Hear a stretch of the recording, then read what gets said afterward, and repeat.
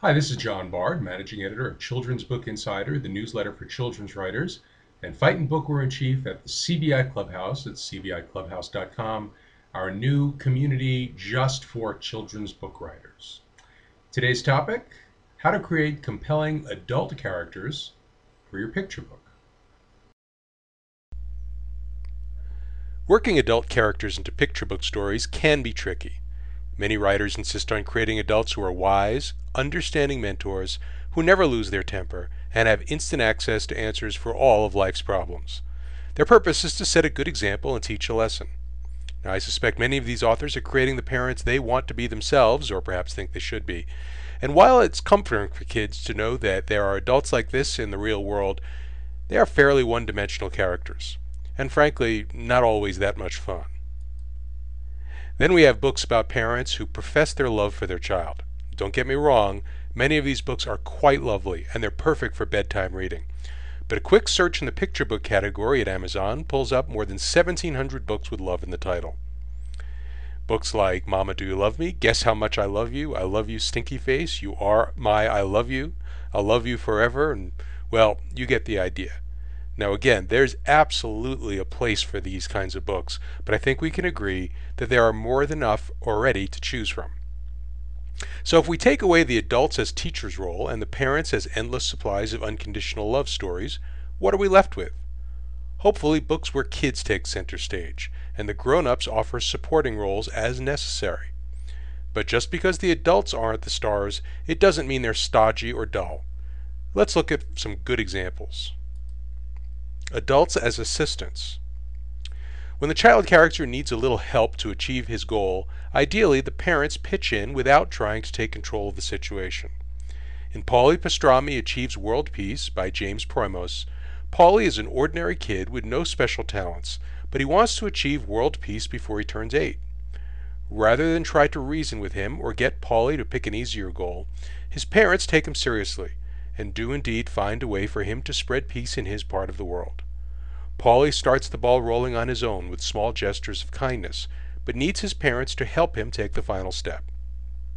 Stories like this show loving, supporting parents while still allowing readers to believe they can be in charge of their own dreams. Adults as foils. Grown-ups might not like picture books that depict adults acting foolish, being bested by the kids, or who are utterly clueless, but young readers love them. Think of all the stories your kids insisted you read over and over, or that perhaps you fondly remember from your childhood. I bet most involve the child protagonist, or an animal character that represents the child, being smarter than the adult.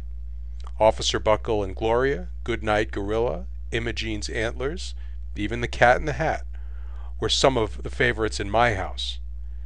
Kids are told all day long what they should and shouldn't do. It's fun for them to call the shots once in a while in their books. Adults as friends. Nothing delights a young child more than having a big grown-up get down on the floor and play. Books with adults who temporarily abandon their straight-laced personas and get a little goofy reassure children that mom and dad can still have fun. When our son was little, he adored William Steig's Pizza Pizza. Pete's depressed because it's raining and he can't go outside to play, so his proper pipe-smoking dad decides it would cheer Pete up if he got turned into a pizza. He's rolled out like dough, covered in oil, tomatoes, and cheese. We went through several months where our son wouldn't go to bed until we turned him into a pizza.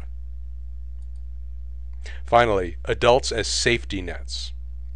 These adults vary from the wise mentor parents because they know when to back off and let kids work through their own problems, but they're in the background if needed. I've always considered Max's mother in Where the Wild Things Are to be such a parent. She has an argument with her son and sends him to his room without supper. Then it's exclusively Max's story, as she takes a journey to a place where he's king and tells the wild things what to do. But he chooses to return home because he wants to be where, quote, someone loved him best of all. And when he gets back to his room, he finds a supper waiting for him. This is a mom who understands her son, and who loves him even when he makes mischief, and who knows how to time dinner so it's still hot when he returns from his wild rumpus. And that's a mom worth writing about. That's it for today. Hope you enjoyed it. Hope you learned something. To learn a lot more about writing for children, come and visit us at cbiclubhouse.com. Until next time, this is John Bard reminding you, keep writing.